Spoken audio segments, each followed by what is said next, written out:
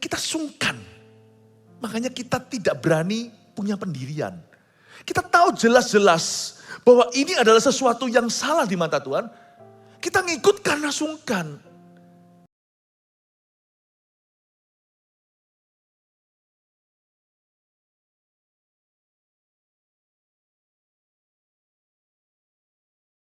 Karena itu di kebaktian seharian ini saya ajarkan banyak hal, khususnya kalau Anda pemimpin, juga kepala keluarga, orang tua, Anda perlu tahu. Setiap kebaktian itu perlu. Nah, di ibadah terakhir sekarang dengan judul Tetaplah di dalam ajaran Kristus, kita akan buka ayatnya di 2 Yohanes pasal 1. 2 Yohanes pasal 1 ayat 4 sampai 11. 2 Yohanes pasal 1 ayat 4 sampai 11. 2 Yohanes 1 pasal saja. Mari kita baca ayat 4, tetaplah di dalam ajaran Kristus. Aku sangat bersuka cita bahwa aku mendapati bahwa separuh dari anak-anakmu hidup dalam kebenaran. Sesuai dengan perintah yang telah kita terima dari Bapa. Dan sekarang aku minta kepadamu ibu, bukan seolah-olah aku menuliskan perintah baru bagimu, tapi menurut perintah yang sudah ada pada kita dari mulanya. Supaya kita saling mengasihi. Dan inilah kasih itu, yaitu bahwa kita harus hidup menurut perintahnya. Dan inilah perintah itu, yaitu bahwa kamu harus hidup di dalam kasih. Sebagaimana telah kamu dengar dari mulanya. Sebab banyak penyesat telah muncul dan pergi ke seluruh dunia. Yang tidak mengaku bahwa Yesus Kristus telah datang sebagai manusia. Itu adalah si penyesat dan antikristus. Waspadalah supaya kamu jangan kehilangan apa yang telah kami kerjakan. Tetapi supaya kamu mendapat upahmu sepenuhnya. Setiap orang yang tidak tinggal di dalam ajaran Kristus tetapi yang melangkah keluar dari situ, tidak memiliki Allah. Barang siapa tinggal di dalam ajaran itu, ia memiliki bapa maupun anak. Jikalau seorang datang kepadamu dan ia tidak membawa ajaran ini, janganlah kamu menerima dia di dalam rumahmu dan janganlah memberi salam kepadanya. Sebab barang siapa memberi salam kepadanya, ia mendapat bagian dalam perbuatannya yang jahat. Alkitab dengan jelas mengatakan di akhir zaman akan banyak penyesat. Dan itu muncul dari kemah Kristen. Jadi gak heran. Jaga dirimu. Karena kepercayaan itu berharga, karena kita diselamatkan oleh iman. Sangat mudah loh orang itu berubah percaya, itu sangat gampang. Kalau dia tidak berakar dengan betul, sama dengan misalnya seorang wanita dikecewakan berkali-kali oleh laki-laki, lama-lama dia percaya bahwa laki-laki itu buaya seluruh dunia. Orang pernah dikecewakan oleh seorang hamba Tuhan, lalu berkata semua pendeta sama aja, ujung-ujungnya begitu. Orang yang pernah dikhianati oleh orang gereja, lalu gak mau ke gereja lagi, menganggap semua gereja busuk. Manusia itu gampang sekali kesenggol sedikit, berubah setia. Karena itu kalau kita gak berakar betul, setan bisa ganggu kita.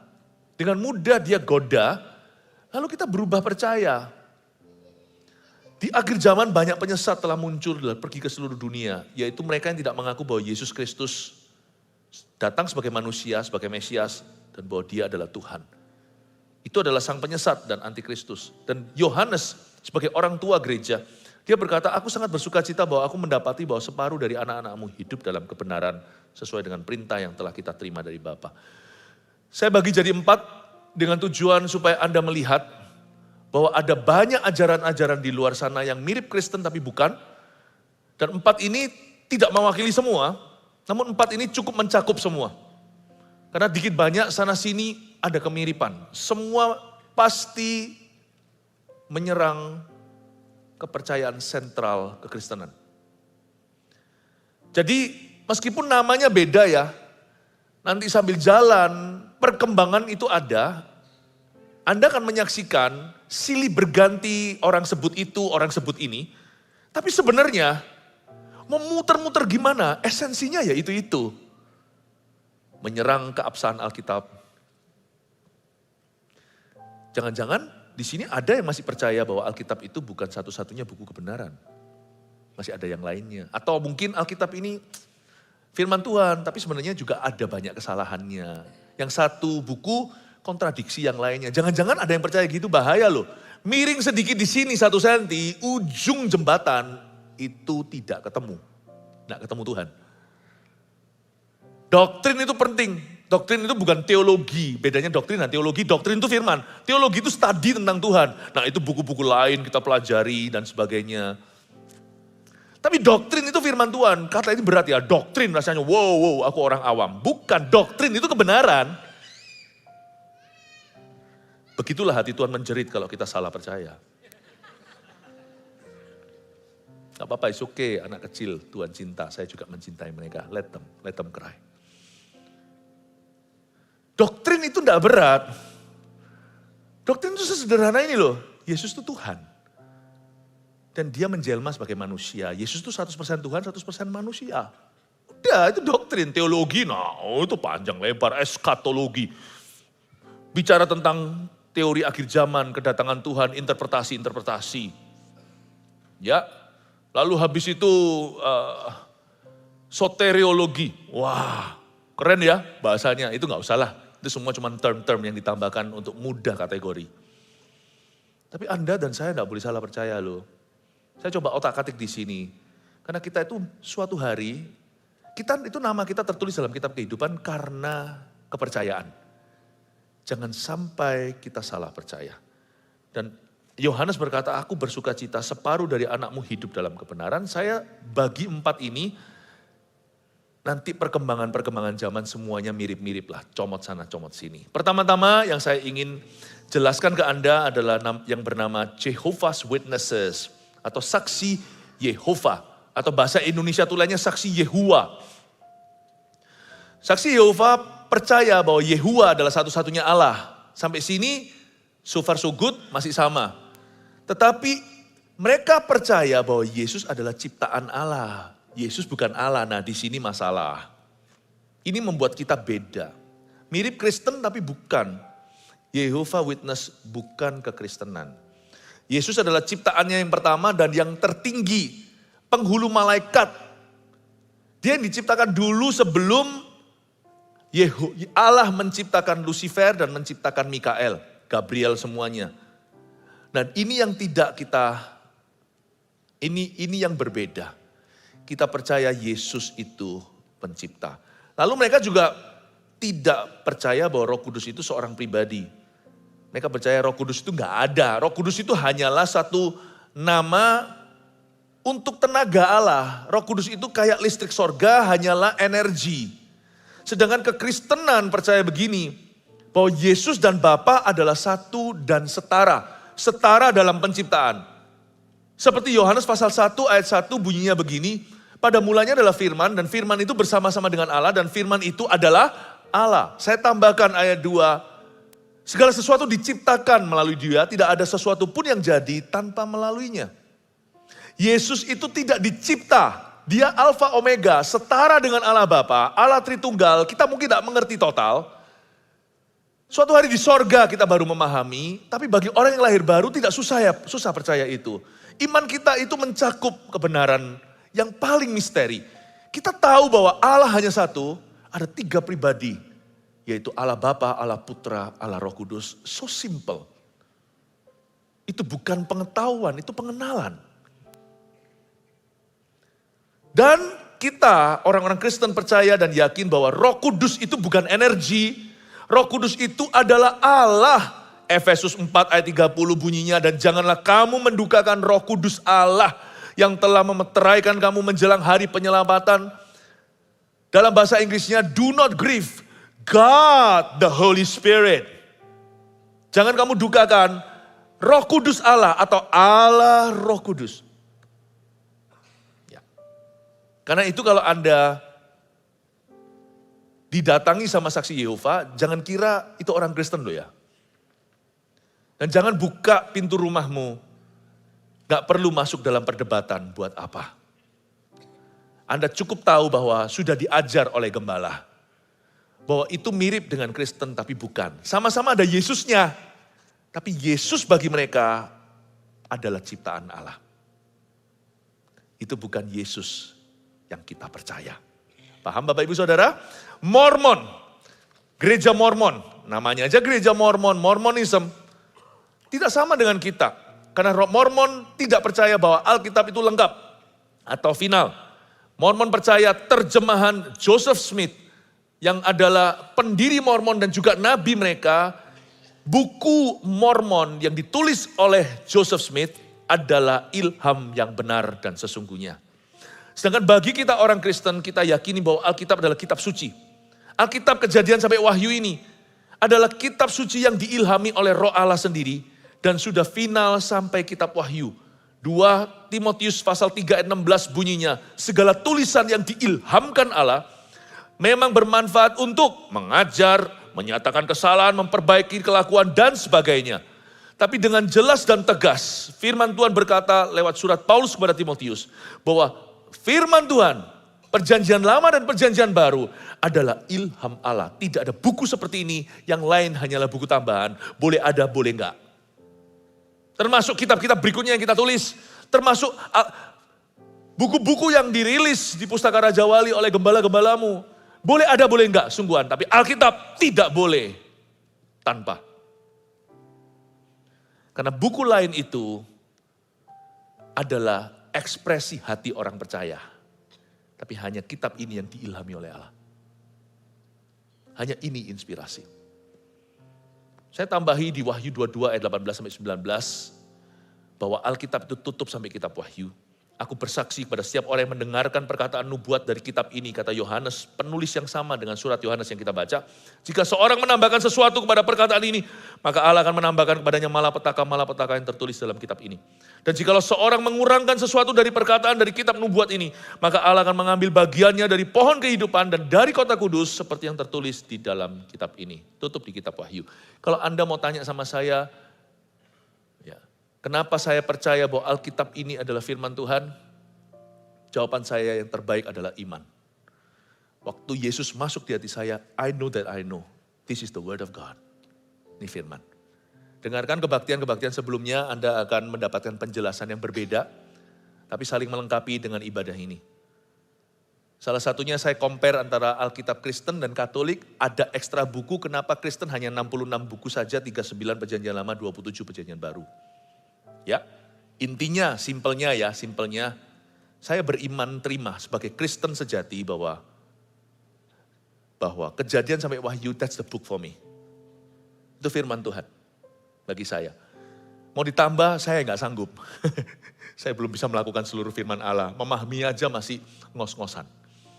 Apalagi mengajarkan, masih pas-pasan. Gak usahlah kita serakah, nambah-nambah segala.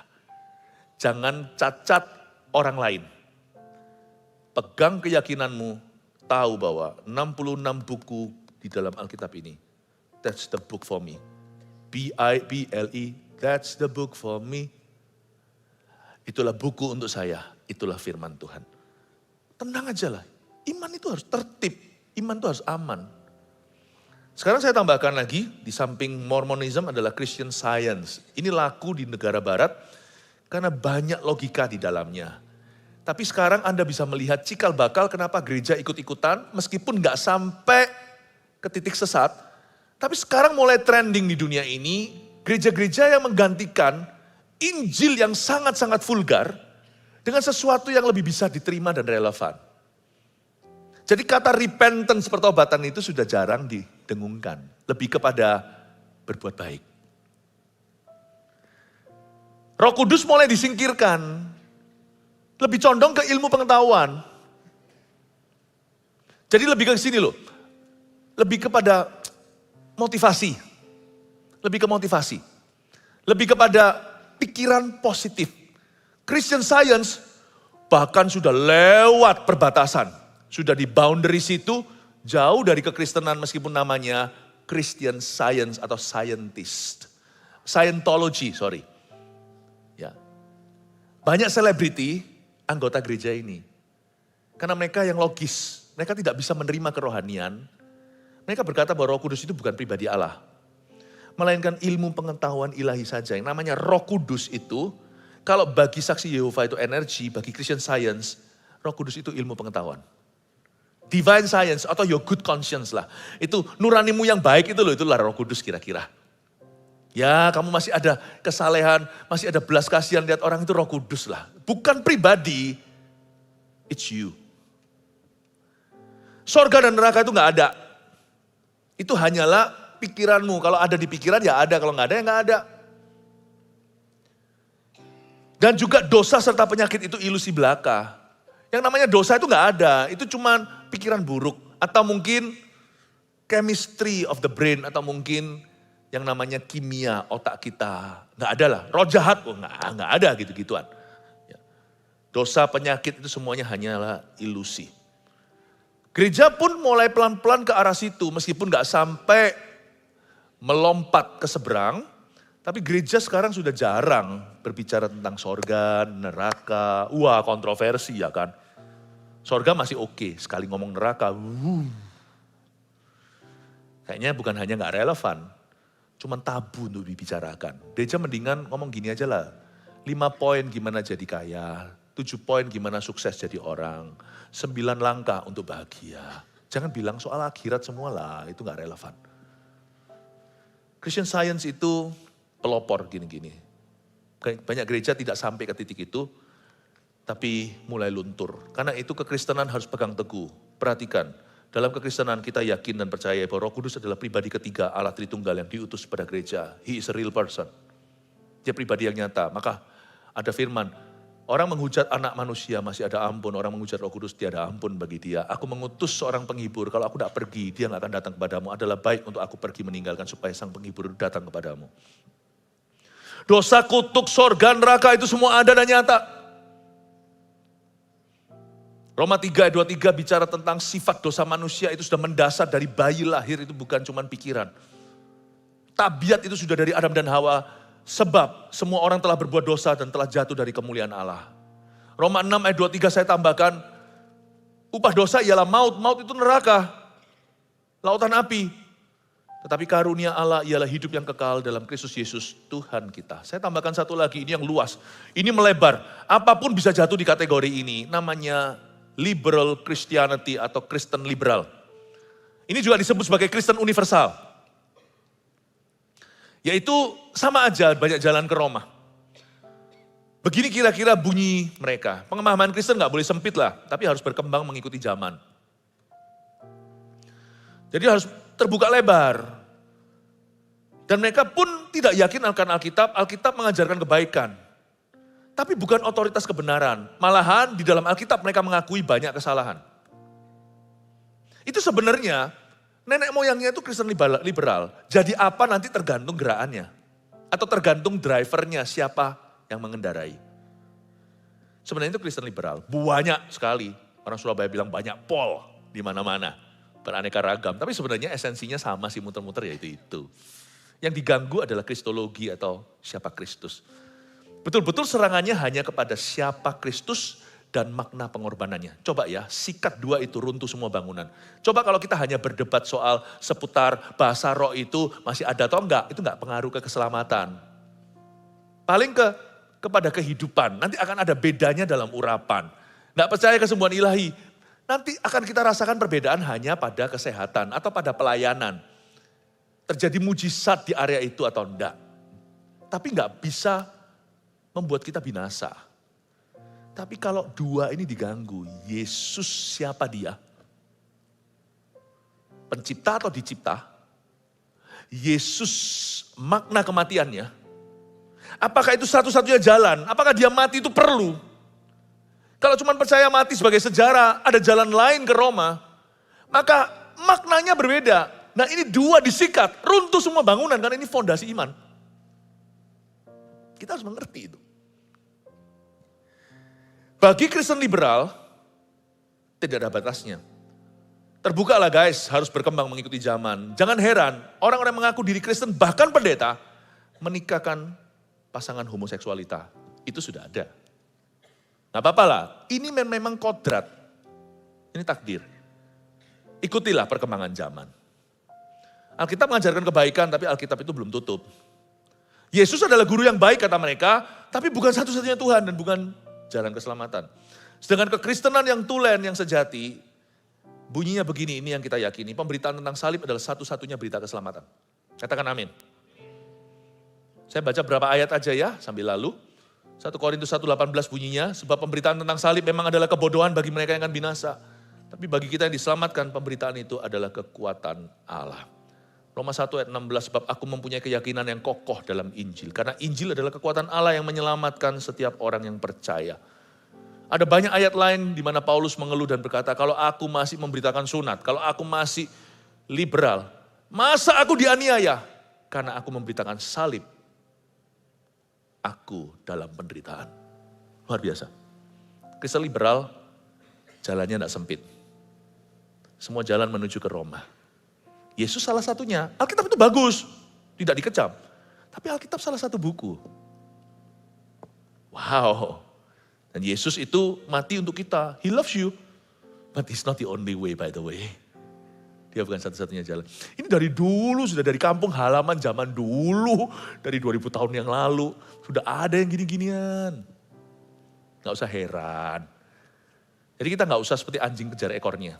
Hari ini fungsi penggembalaan di tempat ini adalah untuk melengkapi Anda dalam kebenaran. Bukan mengekspos semata-mata kesalahan. Tetapi supaya kita semuanya mengerti apa yang kita percayai. Karena kita itu selamat karena iman. Jangan sampai salah imanmu kepada Tuhan. Amin. Yesus selain itu, ini orang Kristen percaya ini. Alkitab adalah firman Tuhan yang sempurna. Otoritas tertinggi orang percaya. Gak usah saya ulangi. Tadi saya sudah jelaskan bahwa Alkitab tutup buku. Sudah selesai sampai kitab Wahyu, Yesus adalah Tuhan dan satu-satunya jalan ke sorga, itu keyakinan kita. Yesus berkata, akulah jalan kebenaran dan hidup, tidak ada seorang pun yang datang kepada Bapa kalau tidak melalui saya. Yohanes 14 dan Kisah Rasul 4 ayat 12 bunyinya, dan keselamatan tidak ada dalam siapapun selain di dalam Dia. Di bawah kolong langit, tidak ada nama lain yang bisa menyelamatkan Anda dan saya dan orang berdosa. Hanya nama Yesus. Kalau Yesus bukan satu-satunya jalan, maka Yesus bukan. Udah gitu aja. Kalimat saya nggak selesai ya kayaknya. Kalau Yesus bukan satu-satunya jalan, berarti Yesus bukan sama sekali. Maka dia adalah guru yang paling konyol mati. Dan pengajarannya ternyata picik. Kalau dia hanya mengajarkan satu jalan lalu dia nggak mati, semua orang nggak percaya. Tapi karena dia berkata satu jalan, dia meninggal untuk kita. Kita perlu pertimbangkan. Jangan-jangan sungguh-sungguh dia satu jalan. Nggak ada jalan lain. Kenapa anak Allah mati kayak gitu kalau masih ada jalan lain, kalau bukan jalan buntu. Di kebaktian ini saya berikan judul tetaplah di dalam ajaran Kristus. Sekarang kita baca hati Yohanes kepada gereja. 2 Yohanes pasal 1 ayat 4, ayat per ayat saya akan jelaskan. Ayo saya kasih Anda 3 poin untuk Anda bawa pulang ke rumah. Tetaplah dalam ajaran Kristus, ayat 4. Aku sangat bersuka cita, kata Yohanes, bahwa aku mendapati bahwa separuh dari anak-anakmu hidup dalam kebenaran, sesuai dengan perintah yang telah kita terima dari Bapa. Dan sekarang aku minta kepadamu, Ibu, ayat 5, bukan seolah-olah aku menuliskan perintah baru bagimu, tapi menurut perintah yang sudah ada pada kita dari mulanya, supaya kita saling mengasihi. Ayat 4 dan 5, obviously secara jelas sekali bahwa Yohanes menulis surat ini di usia tua, usia senja, kurang lebih usianya 80-an waktu menulis surat ini menuju 90. Yohanes menuliskan surat ini kepada seorang ibu. Mungkin ibu sungguhan seorang wanita, siapa tahu ada seorang hamba Tuhan perempuan yang sangat direspek seperti Deborah. Dia tuliskan supaya disampaikan ke gereja, PIC-nya lah, person in charge. Atau mungkin ini bahasa kiasan, siapa tahu karena itu zaman aniaya gereja. Gereja mula-mula dianiaya. Jadi kalau dia tulis gereja, nanti pasti akan ditelusuri oleh Itali, oleh tentara Roma. Mereka bisa jadi masalah. Jadi mungkin dia nggak tulis ke gereja A, gereja B, tapi dia tulis kepada ibu. Gereja itu kan seperti ibu pertiwi rohani. Bapa kami di dalam sorga, itu kan doa kita. Bapa kami, korporat ya. Tidak ada doanya Bapak saya. Berarti kita semua terhubung dengan saudara seiman. Jangan panggil dia Bapak lah. Kalau Anda sengaja tak beribu di dunia ini. Mempelai Kristus wanita yaitu gereja. Mungkin ibu di sini itu gereja, siapa tahu. Saya tidak tahu lah. Saya tidak tahu. Bisa jadi perempuan sungguhan, bisa jadi perempuan kiasan. Tapi pokoknya dia jelas-jelas berkata, aku bahagia, aku sangat bersuka cita. Karena aku dapati separuh dari anak-anakmu, misalnya kalau ini ibu adalah perempuan sungguhan, ibu rumah tangga, dia punya anak 5, punya anak 4, 2 separuh dari anak-anaknya hidup dalam kebenaran. Tapi kalau ini jemaat, Jemaatnya 500 orang, 250 dalam kebenaran, 250 lagi ogah-ogahan atau enggak jelas imannya apa. Tapi Yohanes bersuka cita, dia berkata, aku bergembira karena separuh anak-anakmu hidup dalam kebenaran sesuai dengan perintah yang telah kita terima dari Bapa. Tidak ada yang lebih membahagiakan seorang gembala daripada melihat anak-anak rohaninya hidup dalam kebenaran. Tidak ada yang lebih membuat seorang ayah dan ibu atau papa mama di rumah happy kecuali melihat anak-anaknya genah. Kebenaran itu penting sekali karena kebenaran itu keselamatan. Concern daripada seorang Yohanes yang tua adalah jangan-jangan dari 500 jemaat hanya 250 yang selamat. Karena mereka nggak ngerti apa yang mereka imani. Mereka datang ke gereja hanya demi kebutuhan mereka. Mereka datang hanya pray for me. Jangan salah loh, miracle, mujizat pun terjadi untuk si kusta 9 yang tidak kembali kamsyah. Jangan kira bahwa mujizat dan berkat itu berarti kebenaran. Mujizat dan berkat itu kebaikan Tuhan. Kebajikan. Yohanes itu betul-betul bergumul dalam hati. Jangan-jangan hanya setengah nih dari gereja yang sungguh-sungguh selamat. Misalnya kalau ada di antara kita hari ini bicara dengan saksi Yehova, apakah Anda akan terbawa? Atau Anda berakar? Saya sebagai gembala sidang, itu menjadi concern dan beban saya. Gereja ini bukan asiknya rame-rame. Mau gak mau semua gereja punya mandat, sekalipun kita tidak cetuskan. Gereja itu ya pelayanannya ya, dari penyerahan anak. Oh bahkan lebih lah ya. Dari sejak hamil sudah didoakan. Sampai penguburan.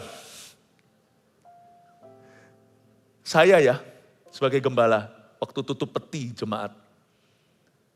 Itu ya ada perasaan sedih dan lega. Kalau saya tahu kesaksian hidup jemaat itu dia sudah hidup dalam kebenaran. Kebenaran itu bukan hanya kebenaran hidup. Tapi juga kebenaran firman. Bukan hanya di dalam buah-buah roh tapi juga doktrinnya benar. Saya itu sedih namun lega. Waktu tutup peti itu rasanya seperti saya sudah jabat tangan dengan Tuhan. Transfer member dari gembala sidang ke gembala agung. Kayak rasanya Tuhan udah loh ya, aku serahkan. Dari dia gini sampai ke sorga. Kita antar ke pintu gerbang meskipun dengan tangisan keluarga. Mau enggak mau ya gereja itu punya mandat. Mengantar semua orang itu benar ke akhirat. Kalau enggak ngapain kita kumpul-kumpul gini? Tujuannya apa sih? Motivasi. Motivator di luar sana lebih banyak. Ngapain dengar pengkhotbah? Pengkhotbah tidak tentu yang paling fasih lidah. Akhirat. Christian Science gak suka ini. Sorga. Jadi Yohanes itu terbeban. Aku senang separuh dari anakmu hidup dalam kebenaran. Positif sekali nih orang tua. Rasul kasih ini luar biasa. Tapi dikatakan di ayat 5, dan sekarang aku minta kepadamu, ibu, bukan seolah-olah aku menuliskan perintah baru bagimu. Karena orang yang hidup dalam kebenaran pasti sesuai dengan perintah Tuhan. Bukan perintah baru, tetapi perintah yang sudah ada pada kita dari mulanya supaya kita saling mengasihi. Jadi kasih sekalipun terbesar, dia tidak lengkap tanpa kebenaran. Saya coba sekarang, ikuti saya ya, malam-malam gini ikut mikir ya. Kasih dan kebenaran, dua-dua ini sama pentingnya, meskipun kasih terbesar. Buat apa kau melakukan sesuatu yang benar, bahkan korbankan tubuhmu di api, bahkan berikan segala sesuatu dan bicara dalam bahasa malaikat tanpa kasih. 1 Korintus 13, kau seperti bunyi gemerincing dan tong kosong nyaring. Memang betul, kasih itu terbesar. Tapi coba kasih, namun orang itu tidak percaya yang benar. Waktu saya dan istri saya honeymoon 25 tahun yang lalu pergi ke Eropa, itu luar biasa. Itu bulan madu yang bahagia, senang tapi melelahkan karena bisa pindah negara dalam satu hari. Ikut travel, ikut tour maksudnya. Dan di dalam bus kami itu kita ikut tur lokal, jadi bukan orang Indo. Di dalam bus kami itu ada sepasang suami istri orang Latino. Orang Latin Amerika, bukan orang Barat. Ya, tapi orang kayak Spanish begitu. Baiknya namanya John. Namanya Kristen. Baik Paul, penuh kasih. Apa-apa selalu ngalah, kasih orang lain dulu. Harusnya Kristen malu. Mereka saksi Yehova. Waktu saya tahu saksi Yehova, wong saya sebelum menikah, lulus kuliah teologi kok saya ini sudah jadi hamba Tuhan dalam masa lajang saya. Saya tahu itu, meskipun dia mencipta sungkan, orang ini luar biasa, malah saya introspeksi orang Kristen kok jarang yang begini. Penuh, tanda kutip, kasih, bukan kasih Yesus. Karena Yesus yang dia percaya adalah Yesus yang dicipta. Saya melihat dia penuh kasih kepada semua anggota. Saya masih muda, umur 25 waktu menikah. Dia mungkin sudah umurnya kira-kira 30 lebih, 35 lebih tua. Jadi dia lebih mengkokoi gitu di seluruh bus itu. Wah, yang paling gentleman segalanya. Jangan sampai ya Bapak Ibu Saudara, kita jadi buta karena sungkan. Kalau ada orang yang baik sama kita, kita ngikut padahal ajarannya salah. Berapa banyak di gereja juga begitu kan? Kita sungkan. Makanya kita tidak berani punya pendirian. Kita tahu jelas-jelas bahwa ini adalah sesuatu yang salah di mata Tuhan. Kita ngikut karena sungkan. Kita gak enak. Hau isi katanya. Kalau sampai saya tidak menyingkir dari hal-hal itu. Gak enak. Orang Kristen harus tegas kalau soal kebenaran, berdiri pada kebenaran. Meskipun orang lain terasa seperti baik hati, menimbulkan rasa sungkan luar biasa dalam dirimu. No is a no, yes is a yes. Kita itu pada saat honeymoon itu berapa hari atau minggu itu bersama-sama dengan bus itu. Saya gak jadi saksi Yehova. Enggak tuh. Pendeta muda, hamba Tuhan masih muda waktu itu, umur 25. Enggak tuh.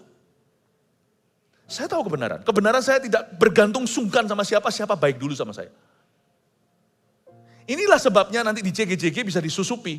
Orang-orang yang mencipta sungkan, apalagi orang-orang yang punya pengaruh. Jangan takut kalau soal kebenaran, stand up. Stand up. Amin. Ya. Kita lihat ayat yang ke-6. Dan inilah kasih itu, yaitu bahwa kita harus hidup menurut perintahnya. Dan inilah perintah itu, yaitu bahwa kamu harus hidup dalam kasih. Sebagaimana telah kamu dengar dari mulanya. Betul-betul seorang kakek yang menulis diputar-putar, padahal banyak hikmatnya. Ini bukan bertele-tele, coba Anda baca lagi. Dan inilah kasih itu. Dia mulai dengan kasih, yang dia rasul kasih. Yaitu bahwa kita harus hidup menurut perintahnya. Kalau kamu mengasihi Yesus, kamu tidak cuma cinta-cinta, love, kasih-kasih. Kamu bukan hanya mengamalkan kasih, tapi kamu akan mengamalkan kasih itu dalam kebenaran firman. Kebenaran firman, sungguhan. Kebenaran doktrin firman. Dan jikalau kamu ikut perintah itu, dan inilah perintah itu, yaitu bahwa kamu harus hidup dalam kasih, sebagaimana telah kamu dengar dari mulanya. Kalau kamu mengasihi Tuhan, kamu akan menjunjung tinggi kebenaran firman. Dan kalau kamu menjunjung tinggi kebenaran firman, kira-kira begitu bunyi firman ini. Kamu pasti hidup dalam kasih. Karena perintah Tuhan yang pertama adalah kasihilah. Jadi poin ke-1 saya tuliskan apa yang kita bisa pelajari. Bagaimana kita bisa tetap di dalam ajaran Kristus. Yang pertama, hiduplah dalam kasih Kristus. Agar iman kita berakar dalam kebenaran. Sebab orang yang hidup dalam kasih, itu kebenaran itu bisa lebih berakar dalam dirinya. Paham ya? Suasana paling kondusif untuk kebenaran itu bisa berakar, bertumbuh turun ke bawah, berakar ke bawah, lalu bertumbuh ke atas adalah kasih. Sayangnya, yang namanya John ini, orang Latin, sayangnya dia punya manifestasi atau wujud kasih, tapi dia tidak berakar pada doktrin firman Allah. Tapi sesuatu yang bukan diajarkan oleh firman. Terhitung enggak kasih itu? Tidak. Dia belum berada di dalam kasih Kristus, sekalipun orangnya baik. Tapi sayangnya banyak orang Kristen.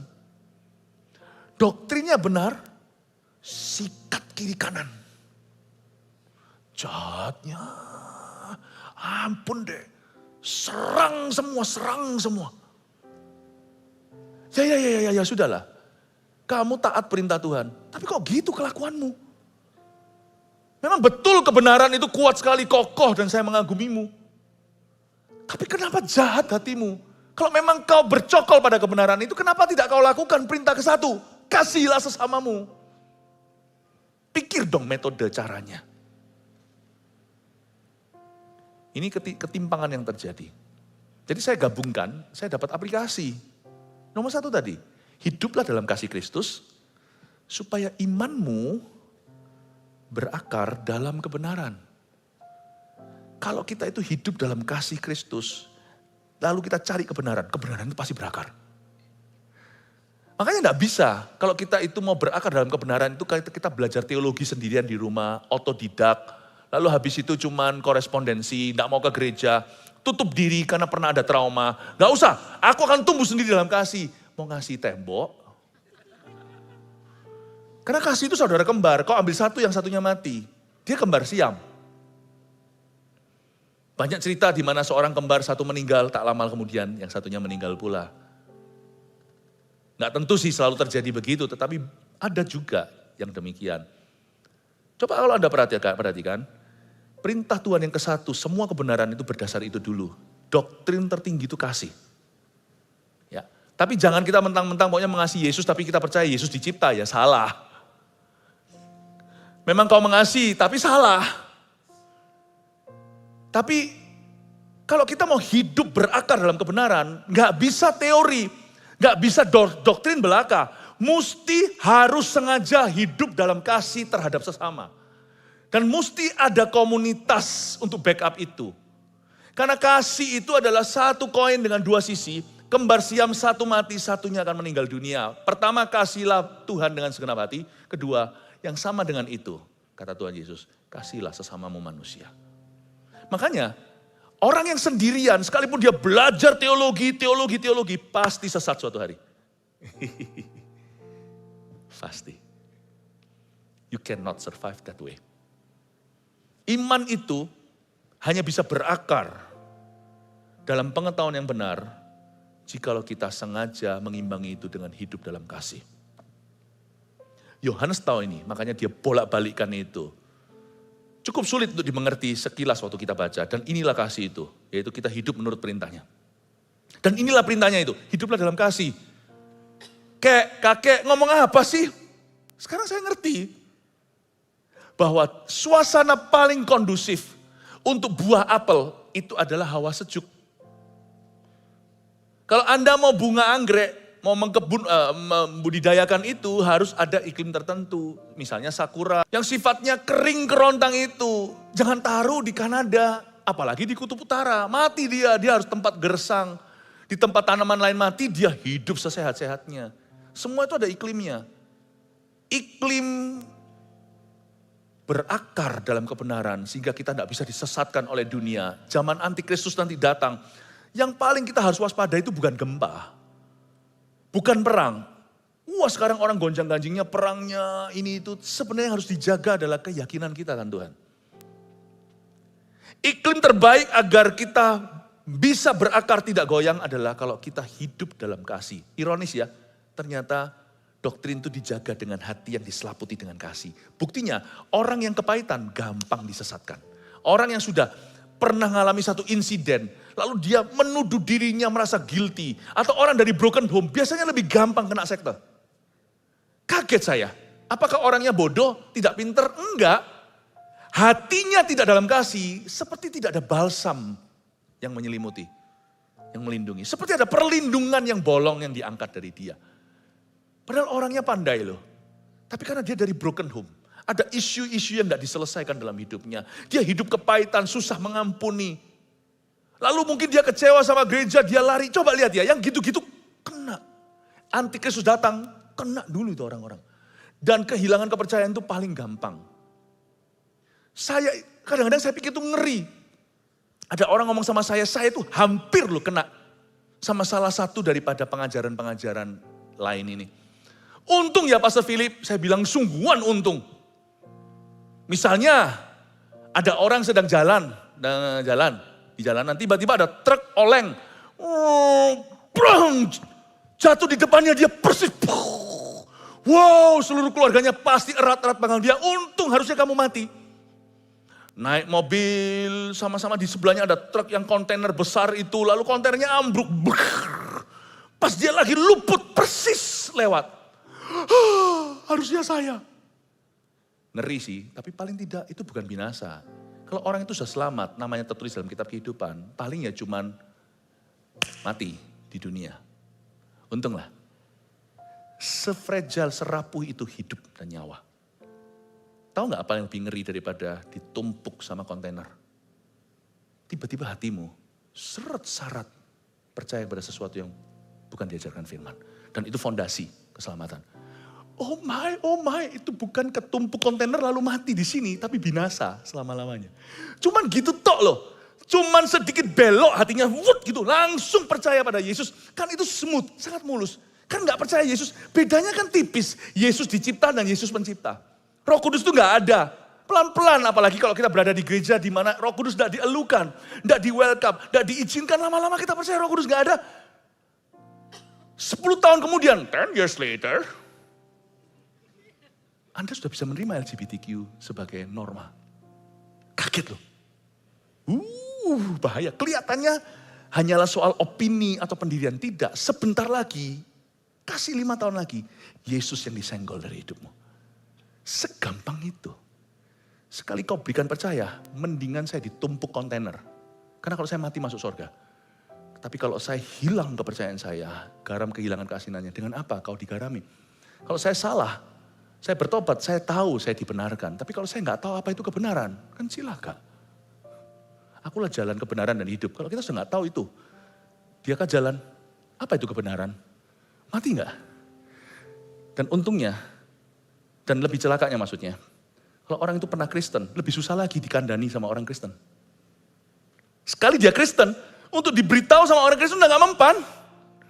Aku tahu apalah, karena itu lebih baik gak pernah jadi orang Kristen, gak pernah jadi hamba Tuhan, termasuk jadi hamba Tuhan, lalu berubah setia, lalu sekarang memeluk sesuatu yang bukan diajarkan oleh firman. Mana bisa dia diberitahu siapa? Dia pernah jadi hamba Tuhan. Dokter adalah pasien yang buruk. Coba lihat dokter kalau jadi pasien. Gak gampang, aku udah tahu. Dokter situ mau ngomong apa, saya sudah tahu. Kalau orang seperti saya tiba-tiba gak tahu gimana setan lewat. Dan itu tentunya perangnya bukan teori. Pasti pertama-tama hatinya gak beres dulu. Sebab sebelum sesat selalu ada murtad. Sesat kelihatan, terdengar, tapi murtad itu di hati. Dan kalau orang seperti saya, misalnya seperti kami, tiba-tiba saya belok begitu aja. Siapa yang akan konselingi? Coba. Makanya ayat berkata, lebih baik tidak pernah orang itu dilahirkan. Mending saya ditumpuk sama kontainer. Karena mati, masuk surga. Nama tertulis kitab kehidupan, tidak goyah. Tapi kalau kepercayaan saya tercuri, keselamatan itu apa? Kalau bukan karena percaya. Iman keselamatan saya tercuri, berabe aku. Binasa. Segampang itu loh. Seperti segampang semudah seorang wanita hilang percaya sama pria. Segampang ini loh, seperti orang-orang Kristen kehilangan percaya sama gereja atau kepada orang Kristen yang lainnya. Segampang itu kita juga bisa digeser dari pengharapan Injil. Jangan main-main ya. Hidup itu kan cuma sebatas nafas. Surga itu sebatas percaya loh. Ngeri, ada saya lihat itu ngeri-ngeri sedap. Artinya apa? Sedap artinya cuma tinggal percaya. Semua akan Tuhan ubah. Semua indah pada waktunya. Tapi kalau saya salah percaya, kadang saya mikir tuh, teman satu orang yang berkata, saya hampir loh kena menganut itu, Pastor Philip. Saya itu padahal dibesarkan di gereja loh. Saya berkata, untung ya Pastor Philip. Saya berkata, Anda enggak tahu seuntung apa Anda. Coba Anda hari itu, tergait sudah, hilanglah selama-lamanya. Jangan main-main. Saya ngomong gini bukan nakut-nakuti, tapi untuk persiapan. Karena ujung di sana itu, dunia ini akan semakin anti-Christ. Dan yang perlu diwaspadai bukan perang-perangnya. Percayalah saya, udahlah. Gak usah tunggu perang dunia ketiga. Itu nanti Harmageddon dan perang Gog dan Magog. Gak sekarang lah. Apa yang terjadi Iran segalanya itu belum waktunya. Don't worry. What you need to worry is to guard your belief. untuk mempertahankan kepercayaanmu, setia pada Injil. Will you be faithful? Apakah Anda akan setia? Ayat 7, sebab banyak penyesat telah muncul dan pergi ke seluruh dunia yang tidak mengaku bahwa Yesus Kristus telah datang sebagai manusia. Itu adalah si penyesat dan antikristus. Ini yang perlu diwaspada, yaitu penyesatan yang terjadi. Waspadalah ayat 8. Supaya kamu jangan kehilangan apa yang telah kami kerjakan itu. Apa yang dikerjakan oleh Yohanes dan Rasul Petrus dan sebagainya. Menanam Injil. Setelah itu menanam gereja. Dia tanam Injil di sekelompok orang-orang yang diselamatkan. Orang-orang yang mereka jangkau dengan berita Injil itu. Waspadalah supaya kamu jangan kehilangan apa yang telah kami kerjakan itu. Kata kehilangan itu melompat. Saya tidak mau berdebat. Apakah orang sekali selamat tetap selamat atau dia bisa kehilangan keselamatannya di tengah-tengah. Saya nggak mau berdebat. Kebaktian-kebaktian tadi saya sudah jelaskan singkat. Dua-dua itu ada benarnya. Kalau orang itu sungguh-sungguh selamat, dia tidak akan bisa dicuri dari Tuhan. Terbukti bahwa ada orang yang pernah Kristen sekarang mengaku saya bukan Kristen. Terbukti bahwa dia nggak pernah Kristen. Itulah misteri yang kita nggak mengerti. Di mana dia kehilangan itu, I don't know. Tapi Tuhan tahu siapa miliknya. Apa yang Bapa taruh di tanganku tidak akan hilang kembali, Yesus berkata. Buktinya ada orang yang hilang di tengah-tengah padahal pernah mengaku Kristus sebelumnya. Bahkan pernah mengecap karunia-karunia. Ibrani pun memperingatkan kalau kamu pernah mengecap karunia lalu kamu berbalik dan menyalibkan Kristus kedua kali. Tidak ada kebenaran lagi yang bisa menyelamatkanmu. Ngeri loh. Saya tahu beberapa orang real, cuma saya nggak bisa cerita. Dulu Kristen, dulu aktif, menginjil ikut, tumpang tangan orang rebah. Sekarang adalah orang non-Kristen berkata, I am not a Christian. I don't believe in Jesus. Pertanyaannya dia kehilangan keselamatan kah atau dia dari dulu gak pernah selamat. Seperti Saul gitu loh, cuma dihinggap Roh Kudus lalu ngalami seperti nabi. Tapi gak pernah sungguhan bercokol di situ. I don't know, itu urusan Tuhan. Tapi pokoknya saya gak main-main. Nah, saya tahu saya selamat. Justru saya gak main-main. Justru saya kerjakan keselamatan saya sungguh-sungguh. Tuhan di zaman laknat, zaman bejat seperti ini. Selamatkan aku, jangan cuma aku. Selamatkan keluargaku, anak cucuku. Dan bukan hanya kami, karena saya gembala sidang. Selamatkan jemaat. Oh, kasih tepuk tangan untuk Tuhan Yesus. Betapa bahayanya nih, lebih bahaya daripada semua virus yang bisa melanda dunia. Because belief could be stolen. Dan dia dicurinya bukan adu teori, kadang-kadang dicurinya dengan begitu submarine, kapal selam. Anda tidak ngerti tiba-tiba hati Anda sudah syarat. Kena gitu aja, pas kena sudah gak ada proses. Tapi proses erosinya mulai terjadi hari ini. Jaga, di kebaktian sebelum ini saya jelaskan, pengurapan itu yang menjagamu. Pengurapan Roh Kudus. Waspadalah supaya kamu jangan kehilangan apa yang telah kami kerjakan itu. Tapi supaya kamu mendapat upahmu sepenuhnya. Setiap orang yang tidak tinggal di dalam ajaran Kristus, tetapi yang melangkah keluar dari situ, berarti dia pernah di dalam kan kalau dia melangkah keluar. Tetapi yang melangkah keluar dari sana, tidak memiliki Allah. Catat baik-baik. He does not have God. Kenapa? Karena dia murtad? Bukan. Karena dia keluar dari ajaran. Ketika dia keluar dari ajaran Kristus, dia tidak memiliki Allah. Apakah dia membunuh? Apakah dia berzina? Tidak tentu. Dia keluar dari ajaran Kristus.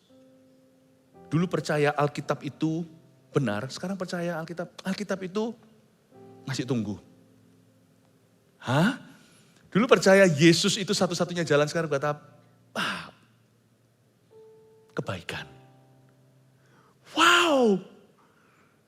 Tidak, setiap orang yang tidak tinggal di dalam ajaran Kristus, tetapi yang melangkah keluar dari situ, bukan berarti dia gak pernah mampir, dia pernah tinggal. Dia gak pernah tinggal, tapi dia pernah mampir. Mampir beberapa orang seperti seorang teman yang saya barusan sebutkan. Dia itu kira-kira 10 tahun jadi orang Kristen dan berapi-api, lalu habis itu, gitu aja. Sebenarnya lebih tepatnya karena menikah sih. Tapi sungguhan loh ya, kok bisa kerasan ya dalam pelarian terhadap Tuhan. Saya jadi curiga, orang itu memang gak pernah diselamatkan.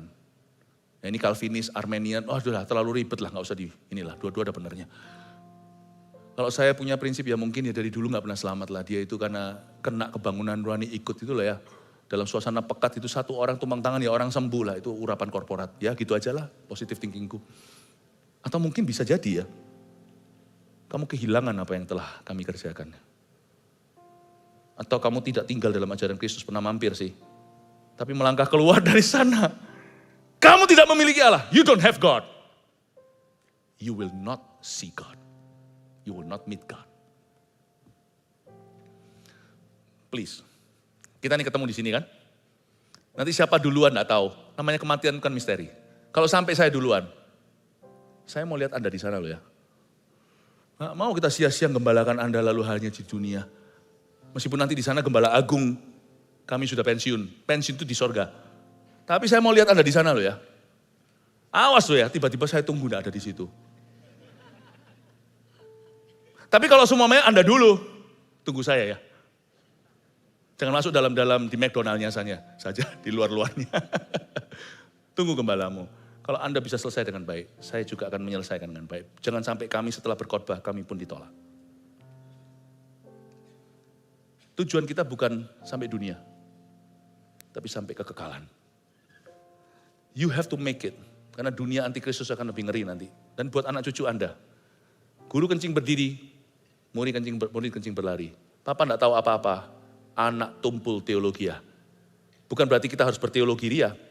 Enggak punya doktrin apa-apa. Papa enggak berakar. Culture gereja tiada. Anak-anaknya cul-culan bahasa Yunaninya. Lepasan. Sampai ujung sana, momok yang mereka hadapi tidak sebanding dengan momok yang Anda hadapi di zaman Anda. Maksudnya kebalik, momokmu tidak bisa membandingi, tidak bisa sebanding dengan momok mereka. Kita nggak ngalami zaman gila, semua nggak ada absolut, semua tanya Google misalnya. Zaman dulu, orang yang same sex marriage, semua berkata, wih kok bisa begitu. Zaman sekarang, kalau kamu nggak dukung picik hati, lain momoknya. Makanya saya suka kemarin pada waktu kebaktian anak-anak. Wow, dari kecil mereka sudah diajar. Firman Tuhan menjadi church builders. We are church builders. Wah, kemarin itu lucu. Di sini, di ibadah di sini aja, belum lagi ke seluruh GMS. Sini aja 4.000 plus anak-anaknya.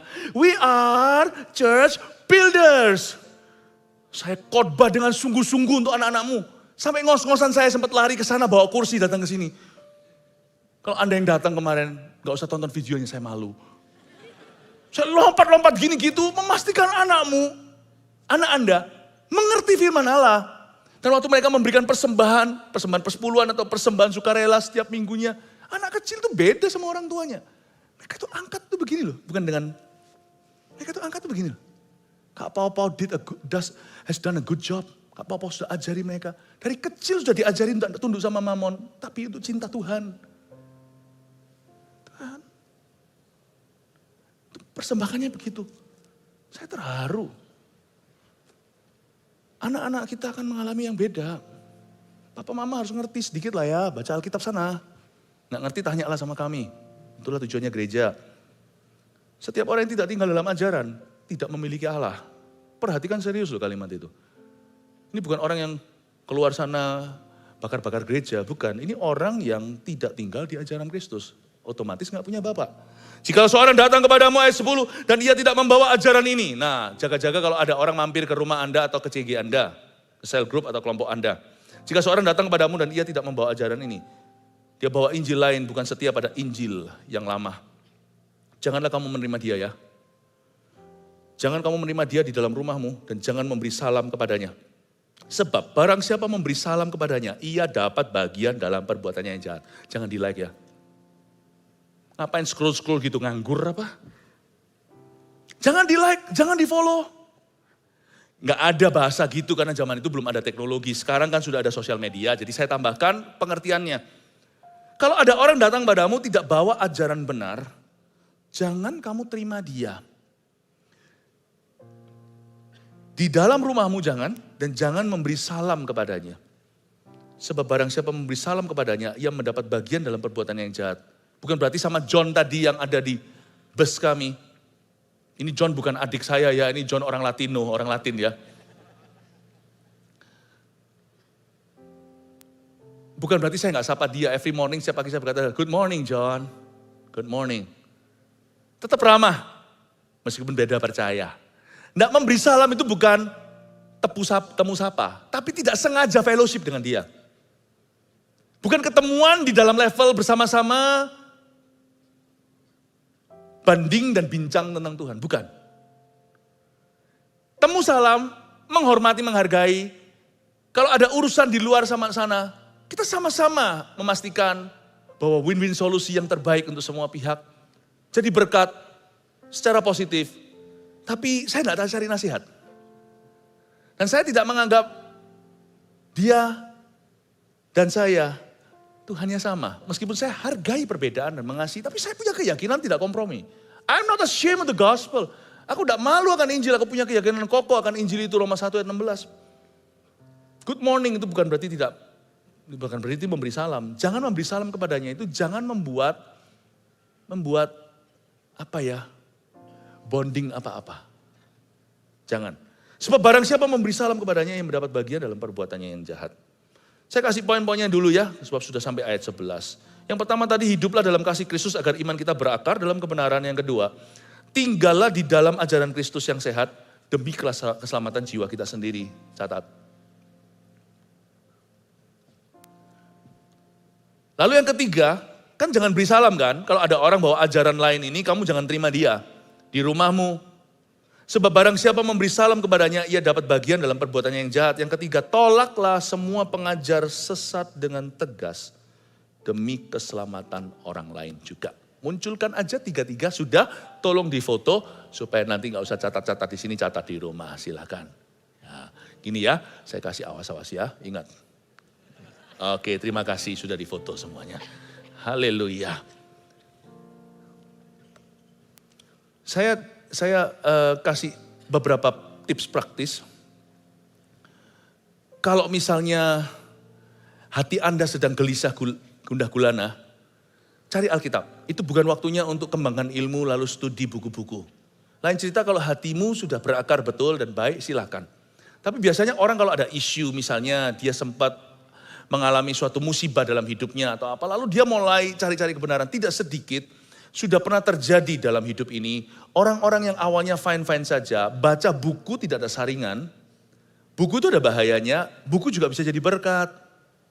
Lalu dia baca, kena deh. Waktu baca itu kan orang merenung, tercuri sesuatu, lalu dibelokkan ke arah opini buku. Dan akhirnya tidak sedikit di antara orang-orang, mungkin tidak banyak yang saya kenal, tapi hamba-hamba Tuhan bukan satu dua, hamba Tuhan loh, pendeta yang tahu firman. Akhirnya pengajarannya menjadi aneh, lalu menjadi sesat. Cuman gara-gara buka pintu, kamu jangan kasih salam.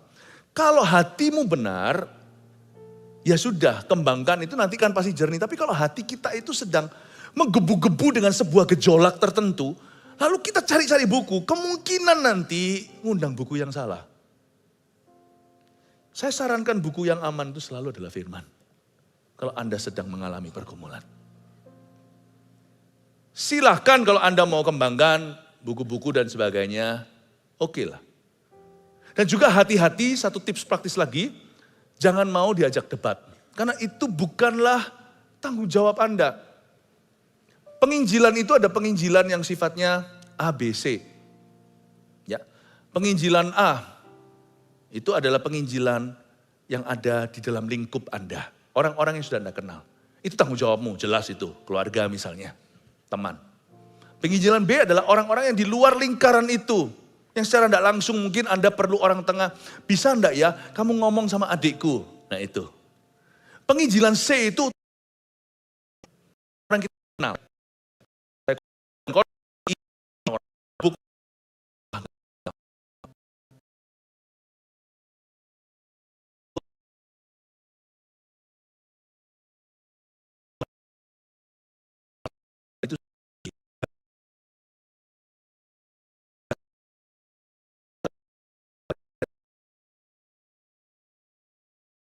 Bagikan saya. Jadi terpaksa saya harus debat dengan mereka. Kalau enggak, mereka itu enggak akan give up. Mereka akan terus datangi. Dan justru tahu ini Kristen, malah justru didatangi. Itu prioritas. Jadi saya terpaksa, saya ngomong sama mereka pasang badan. Kalau Anda didatangi seperti itu, tolak aja mentah-mentah dengan sopan. Terima kasih tidak. Bilang aja, enggak. Ini bukan ranah saya, ini bukan wewenang saya. Anda kalau mau tanya sesuatu, mau ngomong sesuatu, cari aja gembalaku. Gitu aja lah. Suruh datang ke Pastor Yohanes. Jangan saya ya. Nggak usah lah, itu bukan di ranahmu. Udah bagian Anda AB tadi itu. Berbuah, bertumbuh dengan sehat. Jangan mau diajak debat ya. Apalagi ikut-ikutan di sosial media lalu debat ria segalanya, nggak usah lah. Nggak cukup iman, malah terseret ke sana. Saya ajak bicara sama orang tersebut yang datang ketok rumah, akhirnya dia jerah. Dan saya menangkan pun debat itu bukan karena dia kalah teori. Bukan. Tapi karena saya berdoa. Saya bilang, Tuhan luputkan. Kalau gini terus nanti jikalau kakak aku, adikku kena gimana?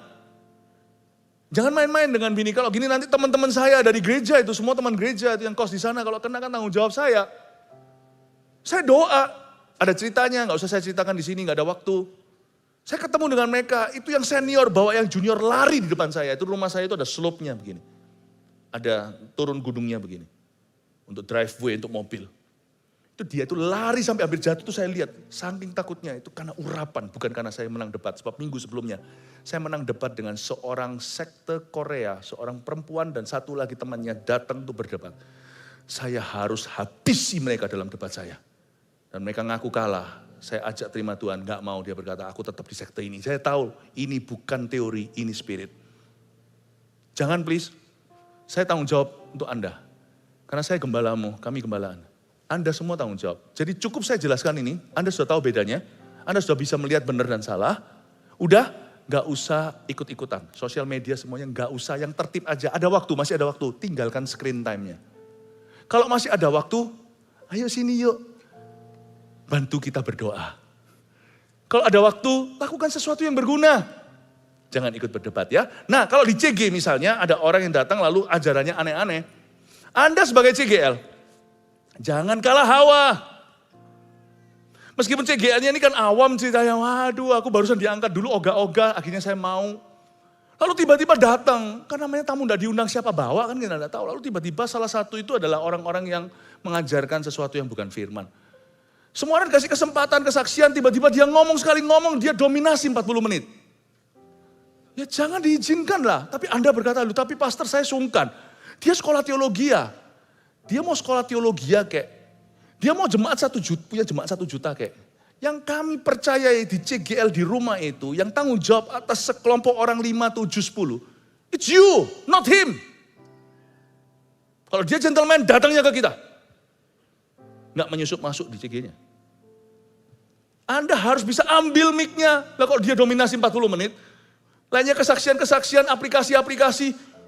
Setelah diberi kesempatan, dia 40 menit mau lanjut 1 jam. Dan dia beritakan sesuatu yang enggak. Baik itu salah, sesat, atau sesuatu yang sifatnya ngeroh, enggak berujung dan bertujuan. Anda harusnya bisa ambil alih. Harusnya begini cara ambil alih ya. Saya kasih contoh ya. Tiba-tiba dia ngomong ini susah untuk di-cut. Ada orang yang enggak ada komanya kan. Lalu Anda bisa lihat, coba saling lihat sudah resah, oke. Ingat loh ya, Anda yang sah. Peduli amat dia siapa. Peduli amat dia pengaruhnya siapa. Dia belajar apa, teologi ya, whatever. Dengan gelar-gelarnya ini, apa. Sarjana ini, sarjana tingginya, PhD, PhD-nya, profesor. Peduli amat. Itu semua kalah dengan satu gelarmu, CGL yang sah. Amin. Kalau itu terjadi, tak kasih cara. Persis seperti Anda barusan tepuk tangan. Lihat seperti itu. Wah, beri tepuk tangan. Nggak peduli apa, suruh tepuk tangan aja, ambil mikrofonnya. Atau ngomong gini, nanti tunggu ya, sorry ya saya cut dengan sopan. Tunggu saya cut ya, nanti kita bisa bicara secara pribadi. Saya mau, mari kita kasih yang lainnya giliran. Tapi nggak bisa Pak, tapi kalau gini nggak bisa. Tapi kalau begini, kita harus betul-betul bertobat Pak. Gini, dihentikan nggak bisa, panggil satpam. Itu sudah ranahnya satpam, bukan CGL. Karena orang sopan, mau salah mau enggak itu urusan dia. Sopan itu norma. Enggak bisa, polisi. Bukan kami. Anda bisa lakukan adalah cut dia dengan sopan santun. Sorry ya, saya harus cut di sini. Maaf, lebih lanjut, maaf, sebentar ya semua, sorry. Nanti kita bisa bicara secara pribadi, kita kasih kesempatan yang lainnya dulu, apalagi di sini ada member-member yang lebih dulu, ya. Tapi nggak bisa gini, nah, apa-apa Pak. Mari kita kasih tepuk tangan untuk dia, mari kita kasih tepuk tangan sama-sama. Yes, ayo sama-sama. Loh ayo tepuk tangan, satu sungguhan ini. Tuh. Hal itu langsung tutup, mari gini kita berdoa. Atau langsung Iwan, sekarang giliran, Iwan. Setiap kali dia mau ngomong, oh oke, wanti. Terus dia mau ngomong lagi, haleluya, tepuk tangan, mari kita angkat tangan. Kata aja setelah selesai tutup, hati-hati waspadai dia lain kali. Jangan kau terima di rumahnya, di rumahmu. Jangan izinkan dia dominasi. Karena dengan menyelamatkan situasi, Anda sedang menyelamatkan banyak orang akibatnya. Tolaklah semua pengajar sesat dengan tegas. Yang tidak sesat pun yang dominasi, yang semaunya sendiri aja, bukan kesesatan aja, kita juga tetap harus tahu bagaimana mengekat. Apalagi yang sesat. Tolaklah semua pengajar sesat dan tegas demi keselamatan orang lain juga. Amin Bapak Ibu Saudara. Sekarang Anda tahu gimana ngekat kan? Ya, pokoknya kalau sudah mulai tepuk tangan, nah itu namanya cut. Tapi nanti kalau bicara sama saya jangan terus tepuk tangan loh ya. Haleluya, mari kita semua bangkit berdiri, puji Tuhan. Kasih tepuk tangan untuk Tuhan Yesus. Nah, terakhir saya munculkan di sini rangkuman Injil yang dikompilasi oleh gereja mula-mula di abad-abad awal gereja Tuhan. Ini manuskrip yang sangat tua, dari waktu ke waktu gereja kita mesti harus diingatkan lagi supaya kita kokoh berdiri pada doktrin rasuli. Namanya pengakuan iman rasuli Kristen. Ini rangkuman Injil yang diberitakan oleh rasul-rasul di zaman pertama gereja mula-mula. Anda lihat di sini? Ikuti saya. Ya. Nanti waktu kita mengikuti saya, kalimat demi kalimat mengikuti cue dari saya sebentar lagi. Are you ready? Pengakuan iman rasuli Kristen. Kita mau setia pada Injil ya. Kita setia pada gereja mula-mula. Kita setia pada rasul-rasul Yesus Kristus. Dan kita setia pada apa kata firman. Pengakuan iman rasuli. Aku percaya kepada Allah Bapa yang Maha Kuasa, Khalik langit dan bumi. Silakan.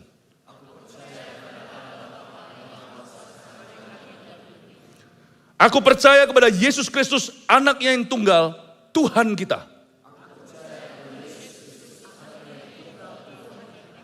Yang dikandung daripada Roh Kudus, lahir dari anak darah Maria, yang menderita sengsara di bawah pemerintahan Pontius Pilatus.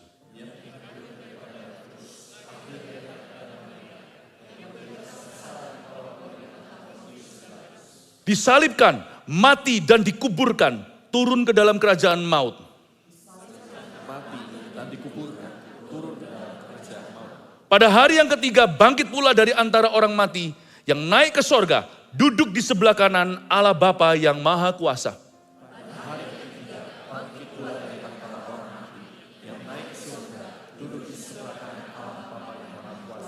Dari sana ia akan datang kelak untuk menghakimi orang yang hidup dan yang mati.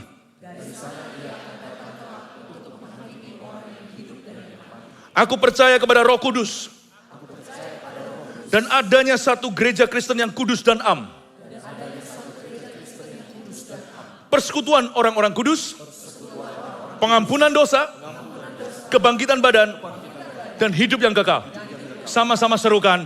Amin. Haleluya, berikan tepuk tangan untuk Tuhan Yesus, batu penjuru iman kita. Terakhir, sebelum kita meteraikan firman ini dengan nyanyian, saya mau singgung sedikit tentang persembahan persepuluhan. Persembahan persepuluhan itu adalah pengajaran firman Tuhan loh. Suka nggak suka, itu ditulis salah satunya di Maleaki. Perjanjian baru maupun perjanjian lama, dua-dua adalah firman Allah. Yesus datang tidak meniadakan perjanjian lama atau hukum Taurat. Dia memenuhkannya. Saya dan istri saya dan keluarga kami sampai anak-anak mempraktekkan pengembalian persembahan persepuluhan. Karena bagi kami itu privilege. Itu sebuah disiplin kasih. Dan bagi kami, mengembalikan itu seperti mengingatkan bahwa Tuhan yang punya 100% hidup kami. Dan mencetuskan dengan iman bahwa Tuhan akan memelihara kami sekeluarga.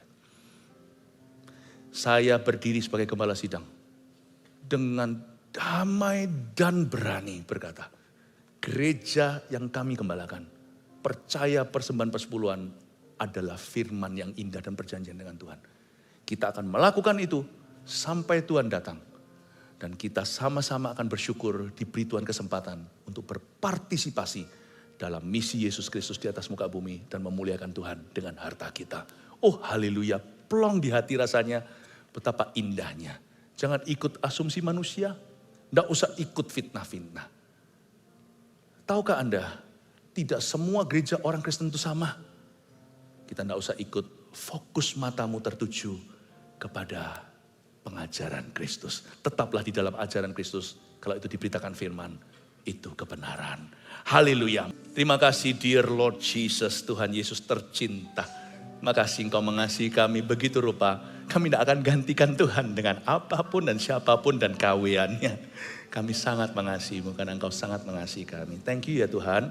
Untuk hari ini, seharian dalam ketidaksempurnaan kami melayani. Jemaat sudah diberkati, dibangun. Hamba-Mu beriman aja percaya bahwa seharian ini dari pelayanan kami, termasuk firman yang dibagikan, mestinya ada orang yang terhilang nanti berapa tahun kemudian. Gak jadi karena Tuhan simpan. Terima kasih Tuhan, tetaplah dalam ajaran Kristus. Jemaat yang dikasih dan dipilih oleh Tuhan. Mari kita mengangkat tangan untuk menerima berkat dari Allah Bapamu yang sangat-sangat baik. Dan dari Tuhan Yesus yang tidak tergantikan. Dan biarkan urapan Roh Kudus menyertai-Mu, persekutuan dengan Roh Allah sampai Tuhan datang. Pergilah membawa damai sejahtera, membawa keamanan. Diberkati keluar masukmu, pekerjaan dan rumah tanggamu. Dalam nama Yesus, haleluya. Amin. Selamat malam. Love you so much. God bless you.